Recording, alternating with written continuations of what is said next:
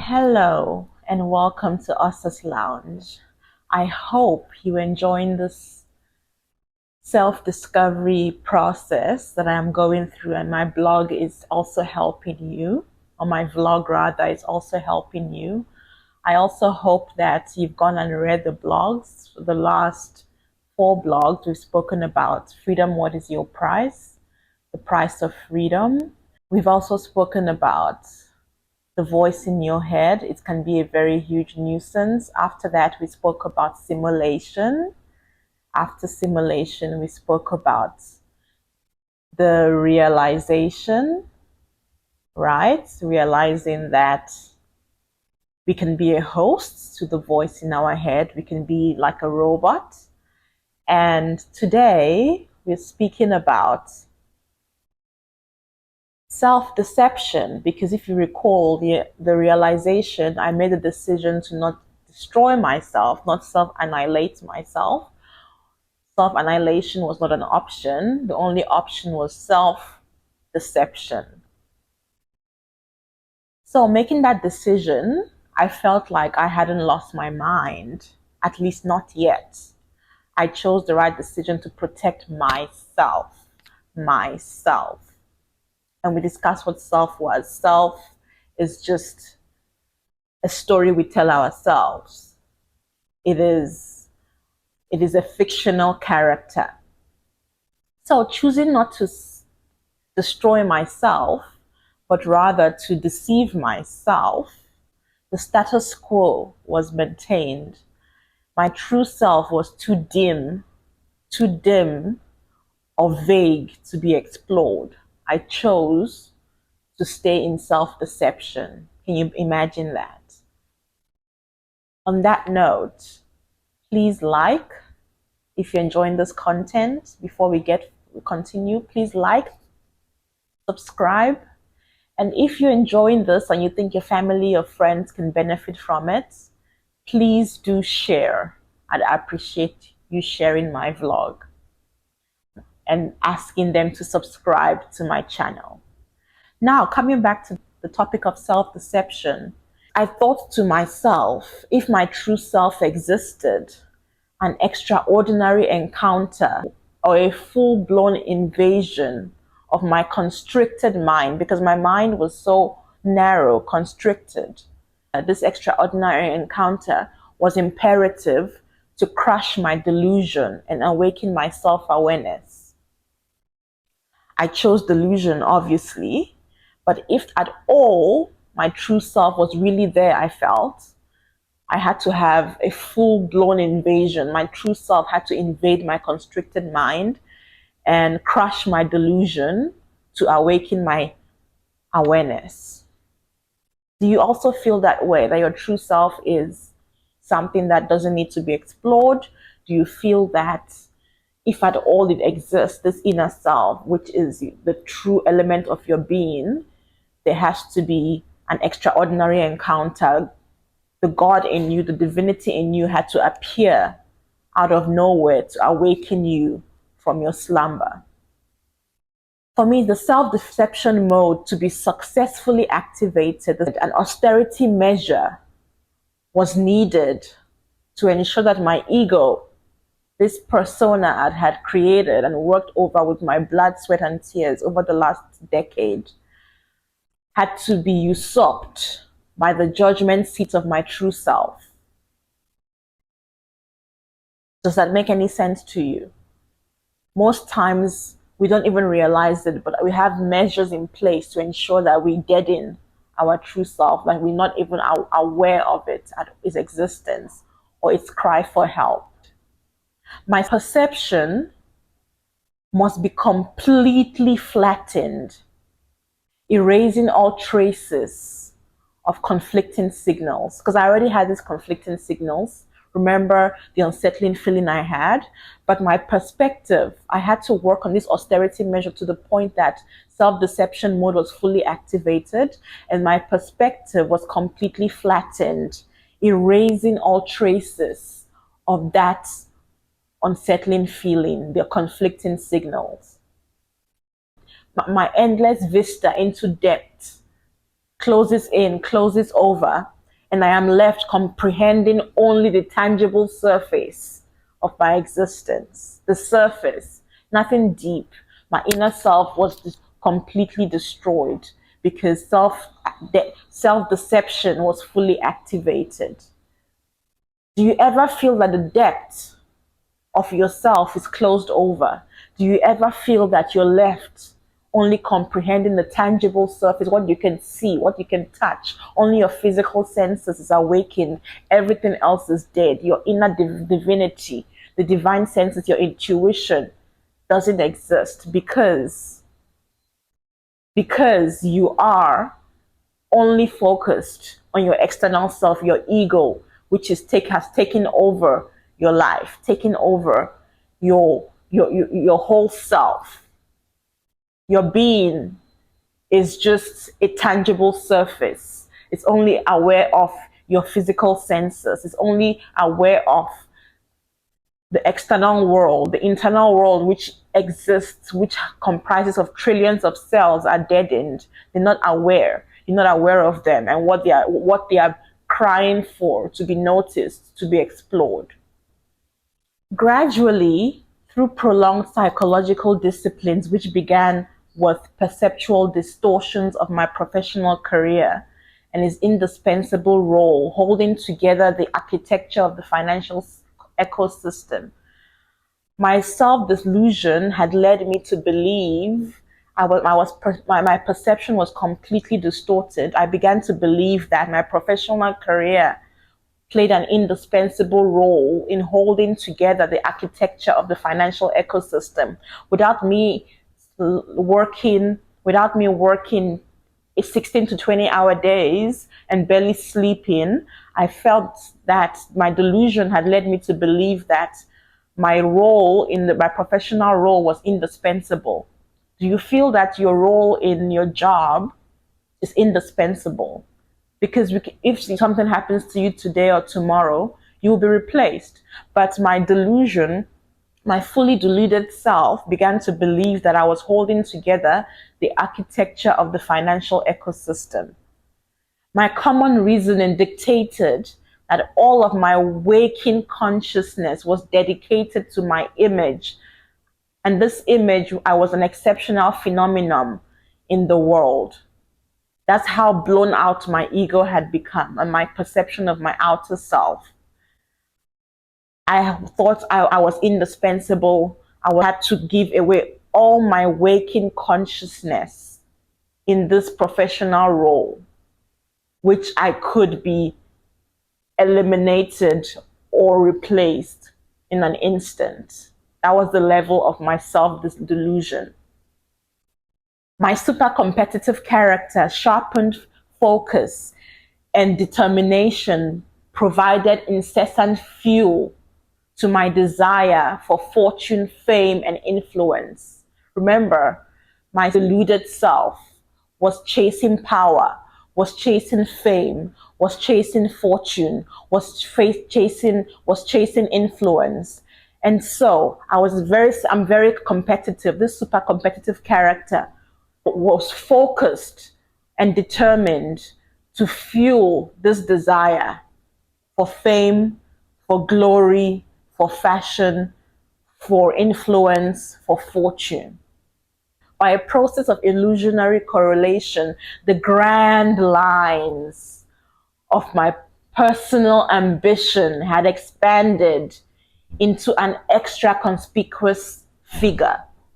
And this figure was indispensable. This figure had to be fueled with incessant, unstoppable passion to achieve and desire to achieve influence, to achieve power, to achieve this status in this world.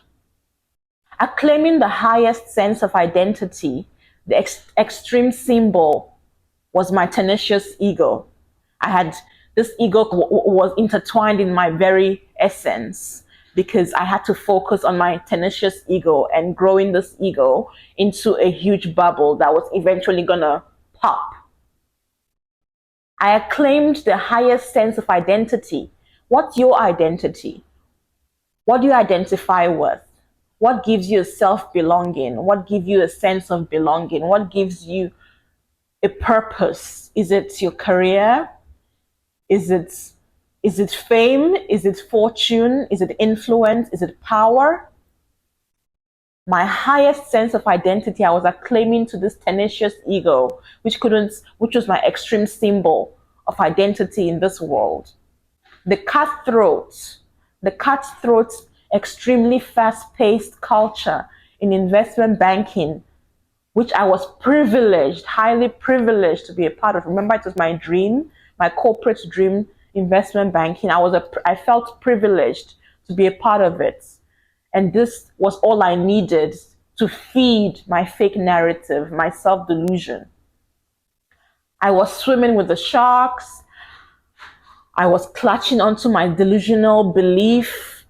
And this was the only lens in the little hard fact pupil of my human eye. My human eye only saw that I was swimming with the sharks. I was completely delusional. I was actually blind. But my hard fact pupil, this little eyes of mine only saw, this blinded eyes of mine only saw that I was this huge phenomenon in the world. Barely sleeping, barely having a life, just living to die eventually. But my tenacious ego was all I could feed. The image I had in this blog article was sitting in front of a computer, looking down defeated in an office space, a toxic office space.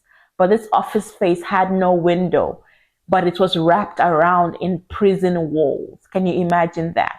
This image. Do you feel like you are trapped in this environment where there is no window? You just defeated, looking down, but you keep going because you are delusioned. You are so occupied by your career, by climbing this corporate ladder, by the rat race, chasing your tail, an unending vicious cycle. Fully consumed by an illusion of control, I began to display robotic behavior. Of course, I began to display robotic behavior when I didn't have any time to sleep. All my waking consciousness was dedicated to fueling this ego, this incessant fuel, to be a beautiful, massive phenomenon in the world. My job playing an indispensable role in developing the financial ecosystem or sustaining it. I was completely disconnected from my natural habitat. I had no time to cook. I had no time to spend with my husband. I had no time for my friends or my family. I was just focused and swallowed in this toxic office space, which had no window, which was suffocating. And it was actually a prison wall surrounding me. I was perpetually living in a delusional mood. I was slipping into depression unknown to myself because I was so consumed and sucked up by this tenacious ego, which I had to fuel and grow to be a phenomenon, to be this massive stature figure, extra conspicuous figure in this world. My world was sucked into a cold and toxic space in an invisible Chinese walled office floor. Chinese walls in the investment banking world is the wall you place to prevent the other team from knowing what you're doing because it's extremely confidential. The work we're doing is very private, confidential. So I was sucked into a cold and toxic world in an invisible Chinese walled office floor. I worked tirelessly with little sleep, no sleep at all sometimes, building complex financial models. I was churning what I thought were bespoke corporate finance solutions in the mergers and acquisition world, working on deals which were always urgent and they were momentous too. The dangling carrots helped me believe, and it fed my delusion because I flew business class flight across borders, international borders, crossing borders, in and out days. Today I could be on a flight, an international flight to Nigeria. The next day I'm back. On 2 days time I'm back. During that time I had fully sponsored opulent living and dining. I was living in very nice hotel rooms. I was going for very nice dinners with top dogs, top corporate dogs, senior management of companies, of huge companies. I was living my best life. I was getting huge year-end bonuses. And then ultimately, I was going to receive the ultimate reward, a glass tombstone award. It's called, in investment banking, when you close a deal, you get a tombstone that is in glass form. Was that really my tombstone? Was it me? Was that me already accumulating my tombstones to be put 6 feet under? Because I had no sleep. When you have no sleep, your brain can't function, your body can't function. Your body needs to rest. But I had none of that. I was consumed by developing this extra conspicuous figure. Life was overflowing with meaning, I thought. My ego had tricked me into mistaking meaningless shadow for substance. Can you relate to that? You're so absorbed, you're so sucked in, you're so engulfed in your career to the point that you think not sleeping at night is meaningful. That's your life's meaning. Working hard, flying business class, living in opulence hotels, opulent dining, huge cash flow of year-end bonuses, and a glass tombstone. I was craving the award of a glass tombstone. Just imagine that. A tombstone. Yes, it tells me I won this. I've closed this deal. It tells me the date. It puts the deal on it, the amount, the millions of dollars or millions of rand on it. Is that what life is about? But my deluded self was consumed and absorbed by a career chasing the corporate ladder, chasing to be the next CEO, the next big investment banker, and put on the Deal Makers Award. Unknown to myself, I was evoking my shadow journey, a journey to a very dark place. I was evoking it because either I was going to one day get really sick because I am not sleeping, or drive my brain insane. All roads led to a very dark and dangerous place. But unknown to myself, because I was completely deluded, I was evoking my shadow journey. What is your shadow journey? What is the shadow self? We'll discuss that next time. But in the meanwhile, don't forget, like, if you're enjoying this, like, subscribe, and share with your loved ones and friends. Even your colleagues, maybe they might benefit from this program. Maybe they might benefit from this episode. Subscribe to my channel. I hope I'm providing you with useful content that is also helping you explore your life further, discover yourself. Until next time, I leave you again with a huge light bulb, See, discover, meditate, be mindful, be self-aware. Don't shut down your inner self. Don't close it out. Don't focus on the external senses alone. Explore your inner self, because that's where the true divinity lies. That's where your true self lies. That's where your potential lies. That's where your purpose lies. I leave you with a huge light bulb. I leave you with lots of love. Lots of love, triple times love, 10 times love. Love yourself, find the love within you, and I leave you with peace. Till next time, bye bye.